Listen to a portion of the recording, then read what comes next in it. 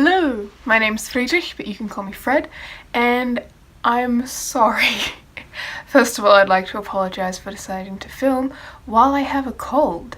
So if I sound like I'm dying, or look like I'm dying even more than usual, please forgive me. But I was very bored, so I decided to film. I'm also sorry for making a video about short fiction that will no doubt be like 5 hours long because I can't shut up. But yes, that's what we're going to be discussing today, is short fiction, mainly short stories, but also a few novellas and novelettes and other words that I didn't know existed until I started trying to sell some of my own. So that's why I'm talking about this today, because I've had a lot of exposure to short fiction over the past year and a half or so, when I've started thinking about seriously getting some publishing credits under my belt, and like one of the most common entry points for that is to write short fiction and submit it to various publications, most of which are genre-based, but there are ones that are quite famous like Reader's Digest and the New Yorker and stuff that will take anything as long as it's good enough, and that good enough is far better than me, so I've stayed away from that crap and hid in my little fantasy hole. But short fiction, of course, has a purpose beyond being a stepping stone. Some of it is actually good and enjoyable to read, and I've found quite a few things that I'm really enjoying, so I thought I'd share them with you today, because a lot of booktube is focused mainly on novels, especially large novels and large series, and the short stuff sort of falls by the wayside, even though it can be amazing sometimes. So let's start with what else but dark fantasy with me, with the Mammoth Book of Black Magic. This is a compilation edited by some guy, Mike Ashley. Lots of different authors, some of their best stories surrounding black magic and dark fantasy compiled. There are two absolutely stellar ones in here, but a lot of them are quite good, and I would recommend buying this like for more than just two stories. So the first one is going to be The Game of Magical Death by Doug Hornig. This was published in 1987, and it's about video game magic, making it one of the first sort of dark fantasy stuff that has a look at the magicalness of the personal computer, and not just like sci-fi's obsession with the supercomputer, which I think I'll actually discuss a bit later. So despite the concept seeming a bit easy to figure out, especially as a reader who is deeply into video games myself, it's written at a time when being into video games was a very niche, super squirrely kind of habit, and you would like need to introduce your readers to the concept of it at all. So at first it seems a bit like, oh yeah, I know what's going to happen, but like every time the Game of Magical Death changes, the stakes sort of change in a really interesting way. You never know whether what you're doing is causing or preventing harm until it's over. So that's really interesting, because it's like an abstract kind of puzzle, and depending on how you solve it, you see like three people, and if you manage to do the puzzle for all three of them, you might have killed all three of those people or saved all three of those people, and you don't know until it's over. So that's really interesting to me. Definitely kept me interested the entire way through, and the ending was absolutely amazing, and again played off that kind of cultural thing at the time of video games being difficult to understand and just like a weird nerdy hobby. I definitely feel like this story could not have been written at any other time except for like personal computer boom, because there's definitely this sense of computers being divorced from reality in the eyes of the uninitiated, which I feel like is a very genuine impulse at the time. The main character's hobby of playing video games is treated like he's playing like with trading cards, or if he's making model planes or something like that. There's no, because this is pre-internet, of course, there's no recognition of the impact that could have on other people, because like, oh, he's just playing with a little light box in his room. So this is weirdly futuristic in a way that perhaps the author didn't anticipate, in terms of video games having a severe impact on people and indeed society. So that's awesome. Please check it out. Then the next one we have is by my queen Ursula K. Le Guin, and it's called The Bones of the Earth. It's actually the backstory to one of the characters from the Tales of Earthsea, specifically Ogion, who was the mentor to Ged. He's basically like the Obi-Wan of this franchise, in that unfortunately he doesn't live for very long, but he's basically the source of a lot of Ged's wisdom. And we see Ged growing up, becoming a mentor in his own right throughout the course of the Earthsea series. But what's cool about The Bones of the Earth is that we get to meet Ogion's own mentor, whose name starts with an H, Heleth. His name's Heleth, and we're introduced to Ogion in Tales of Earthsea as Ged's mentor. Ged knows him as a very well-established wizard, and the island of Gaunt knows Ogion as the one who tamed the earthquake. And in The Bones of the Earth, we find out how he tamed the earthquake, and it's really engaging.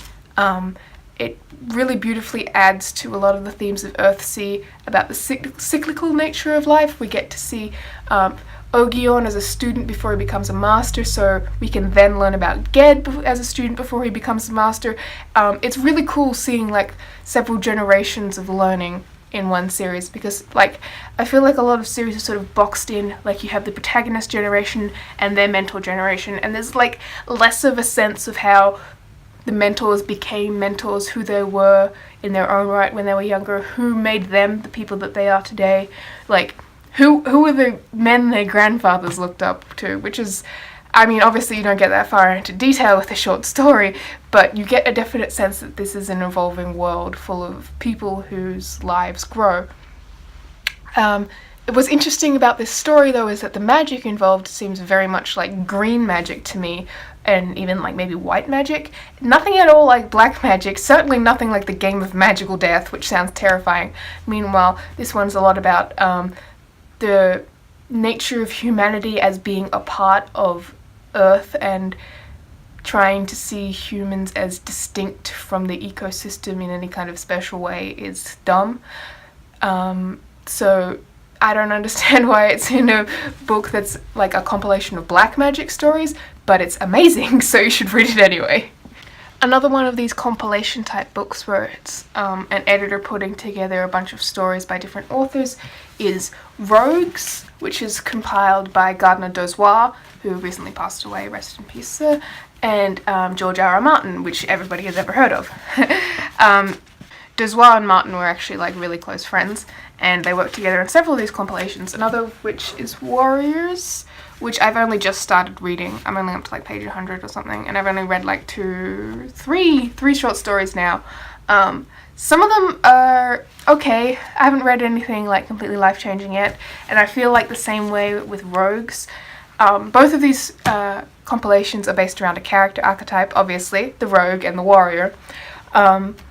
And I was expecting more, to be honest, especially from Rogues. I felt like there was a lot more chances for fun, like insane plots that go around in circles and people who are always much smarter than they lead on. But it just seemed like a lot of insufferable douchebags most of the time, and they were kind of hard to connect with a lot of the time. Some of the writing was truly terrible. I ended up using it as like criticism practice.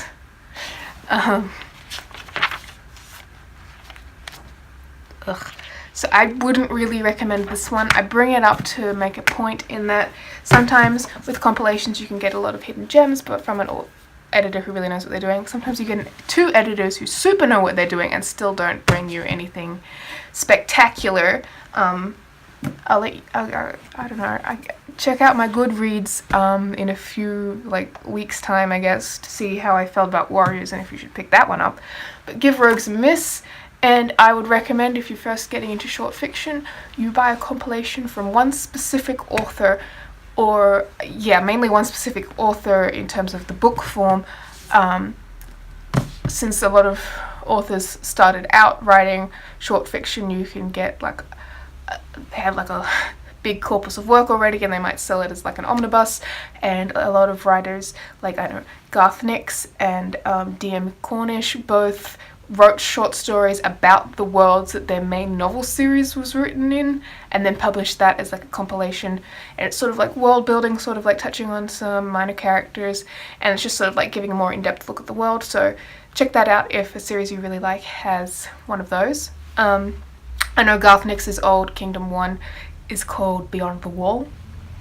I haven't actually had a chance to look at that, but I've heard great things.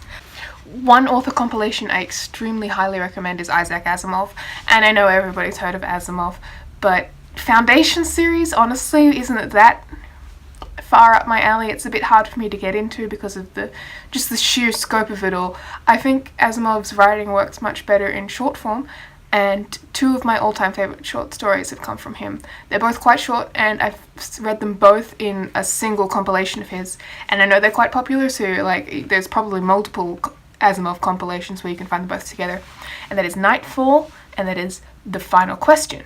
Both of these short stories work on some of his best themes, which is themes of knowledge and power, and how even like the most impotent small person might be able to like touch on something really meaningful, and how the people who might claim to know the most are actually the most divorced of reality. Nightfall, I think, is really, really amazing because it really takes advantage of the sci-fi genre, and sometimes you get both sci-fi and fantasy books where they'll casually mention that, oh, we have 3 moons, we're in a 2-sun system, stuff like that, and we're like, oh, twin sunset. Like, you get that with Star Wars, you know, the twin sunset theme of Luke standing out, looking out over his dead family. I really love that piece of music, but we never really get like an insight into how things are different on Tatooine because they have 2 suns. Like, I get that a lot of it's deserty, and that probably comes from it, but Nightfall really touches on how like a difference in cosmic placement impacts the culture that arose on the planet that is affected, which is really, really cool. I really love that kind of like sci-fi anthropology stuff. The Final Question is, you've probably heard of it. It's the one where computer is God. Never mind. It's good, check it out. But speaking of thematically cohesive type stuff, what you really want to check out is the kind of publications that young burgeoning authors and extremely well established authors submit to. And for me, that's definitely the genre type stuff. And if you're watching this channel, then you're probably a fan of fantasy and sci-fi and maybe other genres too. Like if you're really into YA, there are a couple of YA publications, but less so. There's quite a few romance ones, there's paranormal romance ones, there's dark fantasy, there's mystery, there's quite a few mystery ones, but I'm not that super into mystery. But let's check out the ones that I really highly recommend. Number 1 is Beneath Ceaseless Skies. This is an online magazine. You can read stories on there for free. I'm not sure how many, or if it's just the most recent ones or whatever, but it's free stuff. And their whole shtick is that they're literary fantasy set on a secondary world, so not Earth at all in any conceivable way, that is of a pre-modern technological phase. So basically they go from like magic Wild West gunslinger theme backwards. So you can get all the way back to like Clan of the Cave Bear type stuff, though I haven't actually seen any of that on there. Going through like steampunk, through like Regency era stuff where everyone has epaulets. Believe it or not, I'm not wearing any today, that's so weird. But that kind of stuff, it's basically any kind of fantasy that's not got useful guns. So you can have pirates with muskets, but no one's got like an AK-47 or something like that. So with the whole literary fantasy thing though, they're looking for more prose-oriented stuff that's got like a lot of craft into the writing, so some of it can get a little purpley. Not all of it is for me.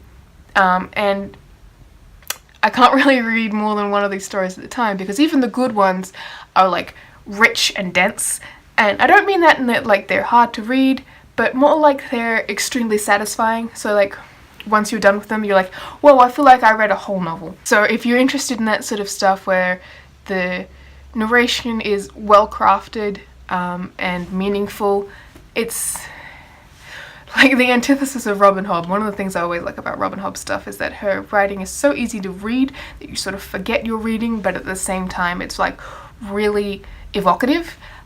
This stuff has a tendency to somehow lose itself in its own prose, but the really, really good stuff is like amazingly immersive. So check that out if you're interested in like detailed prose stuff. On the opposite end of the spectrum, we have Heroic Fantasy Quarterly, who are big fans of the traditional adventure fantasy pulp type stuff. So go there if you're looking for swords and sorcery and stabbing dragons and stuff.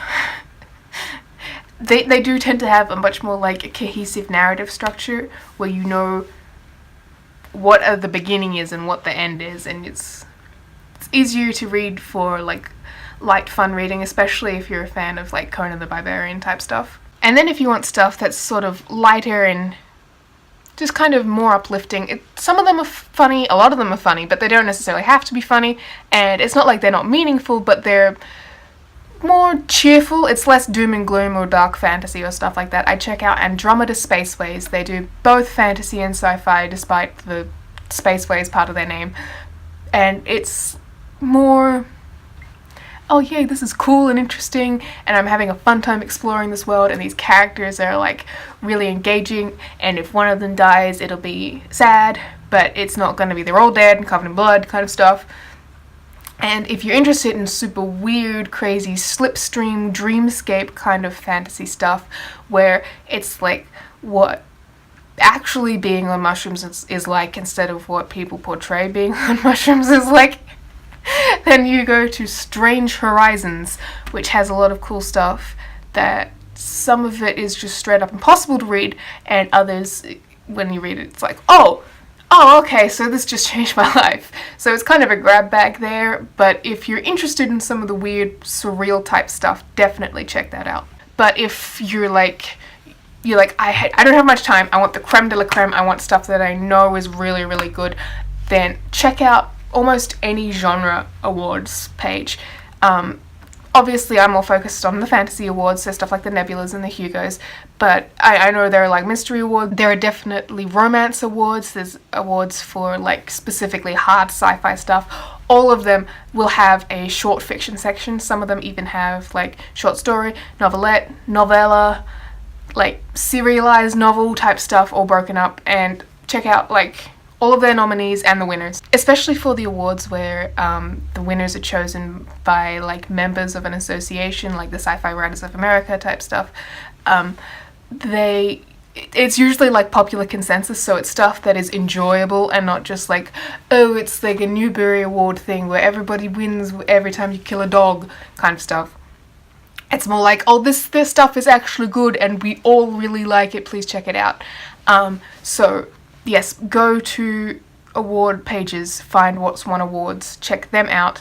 Specifically, I recommend checking out the Nebula Short Story Award winner for this year, which is Rebecca Rowan-Horse's Welcome to Your Authentic Indian Experience.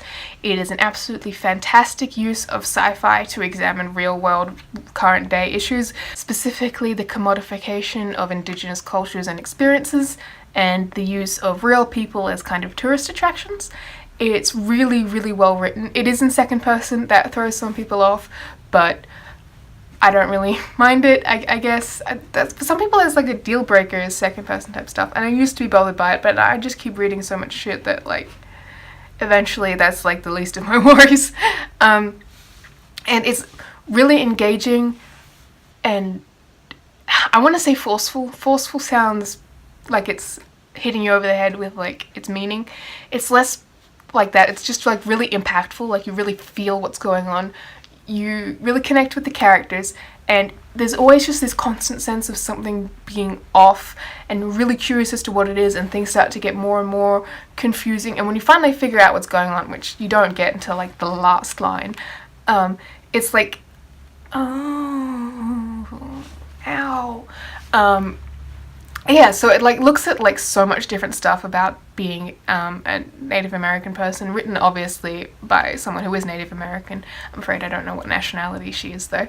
And it looks at so much different stuff. Like you get like the sexualization of Indigenous women, you get like power fantasies, you get this watering down your own culture in order to make money kind of stuff.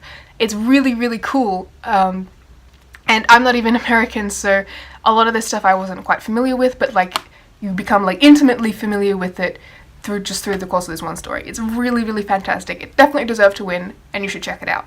Rebecca Roanhorse also has a novel just came out this year, like last month, just came out. It's called Trail of Lightning.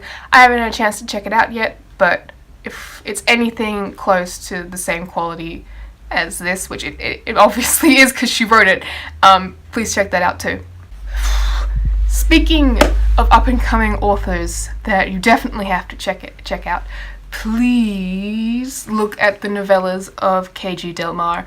He published a bunch of stuff this year for the very first time, and it's all fantastic. When I say a bunch of stuff, it's 2 novellas, and 1 short story in The Coloured Lens, and 1 short story in Flash Fiction Online. They're all fantastic. My personal favourite, oh my gosh, can you see this? My iPad. It's called The Scion of Eros. There. It's got like a detail of the birth of Venus for a cover. Anyway, that's my personal favourite. It's a novella. You can get it on Amazon for like $4, $3. I think it's $4 Australian, $3 American dollars, whatever. It's really heavy on this iPad. It's really good.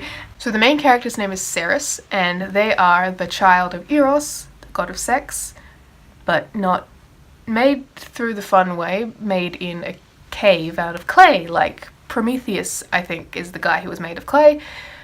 Del Mar understands myths way better than I do, and uses them for a lot of fun and jokes. They were basically created to help Eros out with the Cupiding business, where they set people up in like a matchmaker kind of way. Not necessarily always with arrows. They have arrows, but they're not supposed to use them because they're like the fail-safe kind of thing. And they really don't take their job seriously. They prefer to run their import shop, and they kind of treat matchmaking, their cosmic purpose, as like this shitty side gig they have to do sometimes. It's really funny. The plot kicks off when their next matchmaking assignment features this dude that they have a crush on, which is very sad. But the thing is, there's a lot of rules about how magic works in this, especially how Cupids work, the children of Eros. Made of clay, they're not exactly the most durable creatures on the planet, and they have a lot of things that they need to do, and a lot of stuff that they can't do. And it's, despite this like requirements type thing, it's like really easy to understand, and it's really easy to care about. All the characters are just so alive, and you really root for Ceres. I'm not going to spoil it, but there's a lot of cool examinations of family and the different kinds of love and misunderstandings and that kind of stuff. I really, really enjoy it. It's one of my favourite novellas ever. And I'm not saying that just because I learnt the word novella like 2 years ago. But for serious, check out all of KG Del Mar's stuff. And I'm not saying that just because he's my friend and he's in these Polaroids here. I'm saying it because he's a really, really good author. And it's not just The Scion of Eros that's out. There's also Seaside Love of Tane Luna, their other novella, is really wonderfully atmospheric. I feel like I would describe this novel as being like a desaturated dark purple. It's an examination of a lot of different things about expectations you have about the restorative abilities of love. It's about mental illness, it's about being trans, it's about the beach, it's about wanting to fuck a dude who is a fish. How are you not on board yet? It's seriously, it's emotional. I don't know, it makes me wistful in a kind of a way. I have a review of it on Goodreads. You should check that out. I don't know why I'm not just reading it out loud here. You are also going to enjoy, and I demand that you do, you're also going to enjoy KG Del Mar's Flash Fiction Online short story. It's even shorter than a short story. It's flash fiction, which is something that I still can't get right myself, so I'll just sort of admire people who can do it.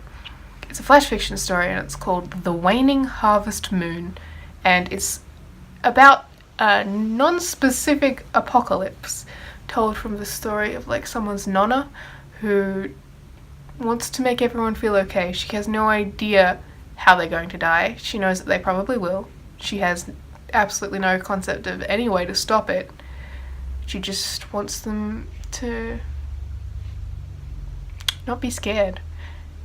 It's kind of like, it gets me in the heart and it makes me feel kind of sad, but they don't really like warm. It's a feeling story. It's good. Their latest short story, Sedate and Transport, is in the current issue of The Coloured Lens, which you can also get on Amazon, just like Tane Luna and Ceres. So go look for that. It's about park rangers who suddenly have to deal with a dryad in their forest. It's quite funny. And it's also got that kind of like wistful tinge of emotion. The understanding that there are things bigger than you, but also at the same time that things you don't understand can be distinctly human with genuine emotion. It's good stuff, all of it. It's really good. Go read it. That's basically most of the recommendations I have now. Any of the authors I mentioned in here, you should go check them out. Particularly Ursula Le Guin, she's written a lot of short fiction, both in and outside the world of Earthsea, and you should read all of it. Skip rogues. And again, keep an eye on my Goodreads, both for the review of Tane Luna, where I actually make sense, so you can figure out if you're interested in it, and also for an upcoming review of Warriors, once I actually get through it and decide whether it's worth the price of a really chunky hardcover collection of stuff. I wonder if the price has gone up. Those War only died a few weeks ago. I don't know if they do that. There's a lot of other good shit out there. This is just the stuff I immediately had on the tip of my tongue. I was going to do an analysis of how to read Lovecraft short stories in a way that like kind of interrogate the racism that inherently forms the basis of them, but then I was like, this video is already extremely long for a video about short things, so that might be another video. It might not. I'm lazy, and I also recently got a job, so I promised you in the beginning that this would have no set update schedule, and you have definitely seen that. And I intend to make that even worse now that I am earning that sweet, sweet cash money. I don't know how to end this video. Please give my friend money. Please give money to these publications that will take on new authors, especially Beneath Ceaseless Skies, because they provide like personalized feedback on every single story they reject, which is incredibly helpful for authors who are just starting out. Give money.